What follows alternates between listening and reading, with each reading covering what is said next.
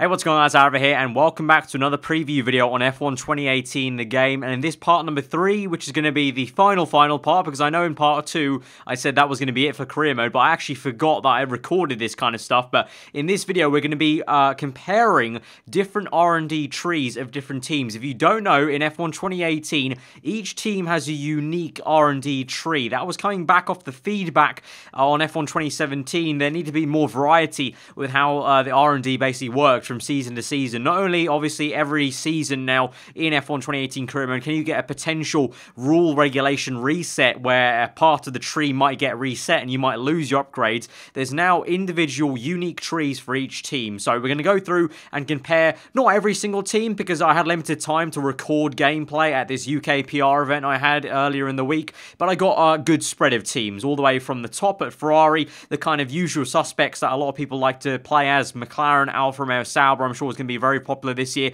and also the right at the tail end Williams, which is going to be the kind of biggest challenge you can face in F1 2018 career mode from a kind of road to glory kind of perspective, basically. But I mentioned there part 2, and so if you're new round and you haven't seen the first 2 parts of my F1 2018 career mode preview, then you can go check those out. Annotation in the top right now to part number 2, and in part number 2 there's also annotation to part number 1, or you can just click on my channel page and basically see those 2 videos uploaded in the last 2 days. So that went over all the kind of new features in F1 2018 career mode, the cutscenes and whatnot, and then also a bit on the AI improvements in part number 2. But today we're solely focusing on then comparing the R&D trees, and I hope this can be almost like a little bit of a guide for you guys on maybe helping you choose what team you pick. Like I said, I haven't got every single team's R&D chart because it just took way too much time to keep on resetting the career mode I was doing to basically see the new tree, but I've got a good spread, like I said. So we're going to start off with the first one, which is Ferrari, the team I actually started off this preview career mode with.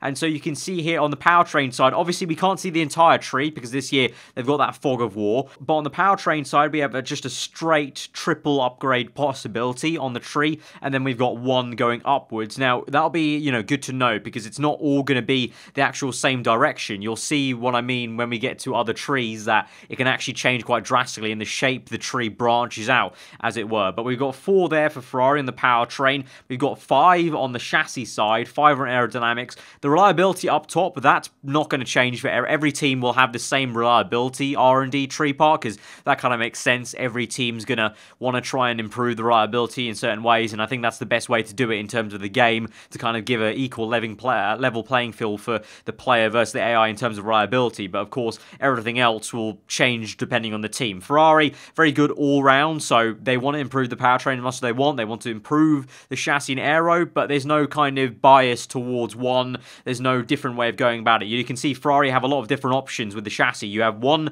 immediate upgrade on the chassis, and then you have a middle central pillar, which is a major upgrade because it's a square. Remember, you've got the different shapes give you the different style of upgrade. So you've got the kind of minor upgrade, which is the kind of, what's it called, hexagon or hexagon? I'm going to go with hexagon, I think. And then it goes to a square, which is a major upgrade. And you can see Ferrari have got branches going on every single side of that square. The same thing for the aerodynamics. They go from a minor upgrade to another minor upgrade, and then you've got 3 other minors going each way in different directions. Whereas on the powertrain side, they've only got one line array of upgrades, and then they've only got one other branch going upwards. Whereas if we move then to Red Bull Racing, you can see this is very, very different now. So powertrain, the same actually. It's going to be the across and then one upwards, but you can see the chassis and aero is very different. Red Bull, one of the strongest chassis on the grid. Probably, you know, you could argue the best base chassis if you base off the Monaco Grand Prix, really. Maybe in like recent, years, the Red Bull chassis maybe, got a little bit closer to Ferrari and Merc. But overall, I think the general consensus is, as the F1 paddock believes, the Red Bull has the best chassis overall. So you can see they only have 4 upgrades now compared to Ferrari that had 5 available, and Red Bull, they go 1 minor upgrade, 1 major upgrade, and then 2 minors branching off to the left and the right of the square, or up and down of the square, which depending on which direction you want to look at it. And you can see the 2 dots that go off to the right hand side, and that gets covered off by the fog of war, obviously. But you can see it's a lot less opening. So Ferrari might have 3 different branches to go on with their development of chassis, whereas Red Bull at the moment, as we see it, only has 2 main branches that go off and continue after that second major upgrade. Same for aerodynamics though. On And the other way, Red Bull, obviously a big aero department. They have Adrian Newey at their disposal. So even if they are very good at aero already, you can imagine they're going to be, have the ability to grow and scale even bigger than they are at the moment on aero. And so they've got a whopping, 7 aero upgrades. They've got 2 minors, so you can choose left or the right, and those are going to be either the front wing or the rear wing, I believe, or just maybe 2 different front wing upgrades. And then that branches off into a kind of combined 5 array on the second level, where you've got a major in the middle. So for Red Bull, you have to do 2 minor upgrades before you even get to a major.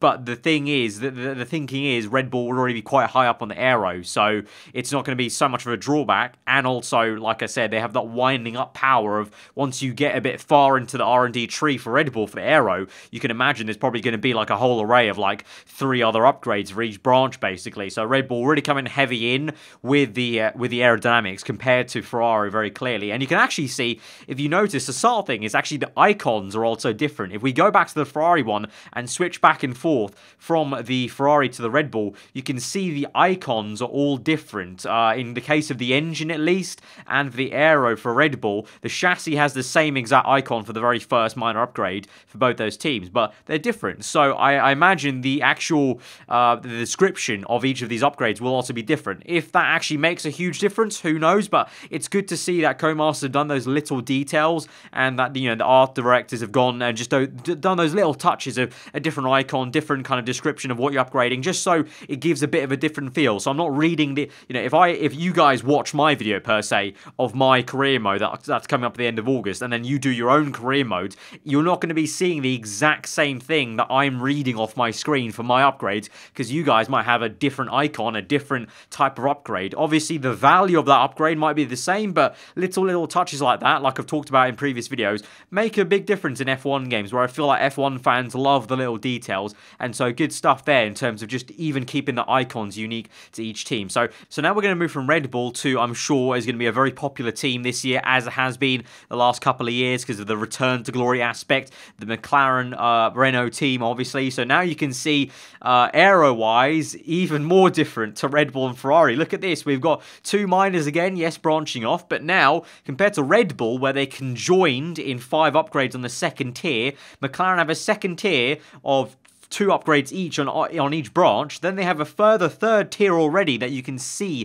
from the very beginning of the career mode that goes off a little bit further down, but the second tier joins up to potentially maybe have a major upgrade in the middle there. So you've got you've got 8 upgrades in total on the aerodynamics front for McLaren straight away that you can actually see without having to go further. On the chassis side, a little bit different to both Ferrari and Red Bull. They've got the square, the major upgrade for the second tier upgrade you could do on the chassis, but then they've got one that goes down and then one that goes across, and you can see the little dotted arrows indicate that maybe the tree branches for McLaren, you have to wait a little bit longer. It takes 1, 2, 3 steps for McLaren to get to new branches of the chassis, whereas Red Bull takes only 2 or 3 steps to get to a new branch, and the same for Ferrari, only takes 2, whereas McLaren's that's a minimum of 3 different steps to even get a new branch in the chassis tree. So you can see McLaren, okay, in real life they've said a lot about having the best chassis, but they clearly don't, and so that's something they want to improve. And aerodynamics also they have to improve.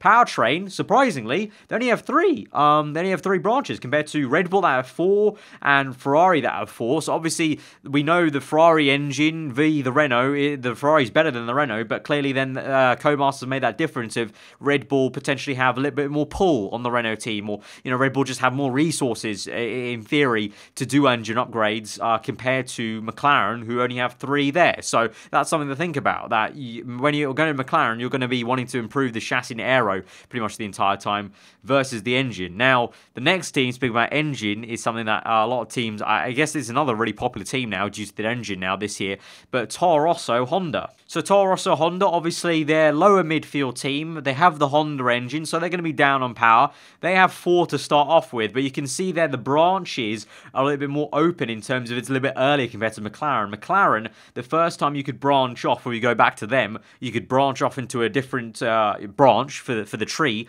is after 3 upgrades with the McLaren Renault. With the Toro Rosso, you do 2 upgrades, 1 minor, 1 major, and you get straight through to that upper tier upgrade on the engine. And then for aero-wise, you've got, how many icons is that? You've got 7 on the aero, and they're combined into, I think, by the big D, that'll probably be a drag reduction update in the middle of the aerodynamics package. And the chassis as well, they've got a very similar, I think, to McLaren. Yeah, very, very similar to McLaren, just different icons there, but similar kind of tree looking for the Toro Rosso, the McLaren there between the two. But the aero, so far, I think we've had literally every single team has had a very different looking aero tree. So obviously that's the biggest gain, even though the engines in the V6 era have mattered a lot. If you think logically, actually, even still, you're still going to find probably more time, or there's more stuff to do with aero. Like, how many times do teams bring new parts to each race weekend for aero, but only every 3 races or 5 races do we hear about engine upgrades that are going to make a real big difference, a la kind of Alfa Romeo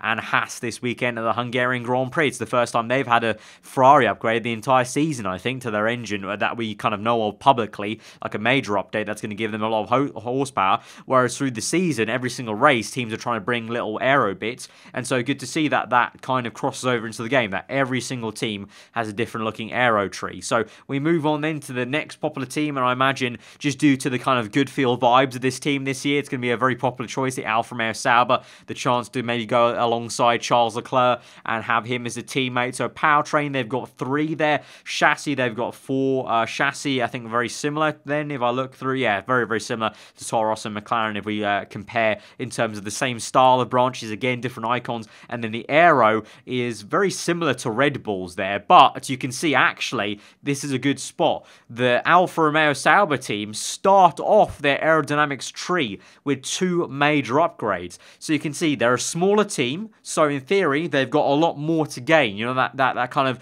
saying of, you know, diminished returns when you get better and better. So Alfa Romeo, compared to a top team like Ferrari or Red Bull, they have more to gain. So I really like Cody's have done that. They've given the Alfa Romeo Sauber team 2 major upgrades to start off with. You can't even choose a minor upgrade. You have to do 2 major upgrades to the Alfa Romeo Sauber to move forward in the aerodynamics tree, and that's great. So it means that it's, yes, going to take more time to develop. Maybe it's going to take like 4 race weekends versus 2, but once you get those on, they're going to be a bigger step forward than your rival teams around the midfield. So I expect maybe in everyone's career mode, the Alfa Romeo Saubers, even if you don't drive as them, the AI, they might make a good step up within 4 races. And then we're going to move on to the Williams team as the final team we're comparing here. Obviously, Williams, a horrendous car this year. They definitely are going to be last in the pecking order. I saw a few people questioning why they were last in part 1, but clearly maybe those people haven't been watching the F1 season so far, because Williams have been absolutely piss poor. So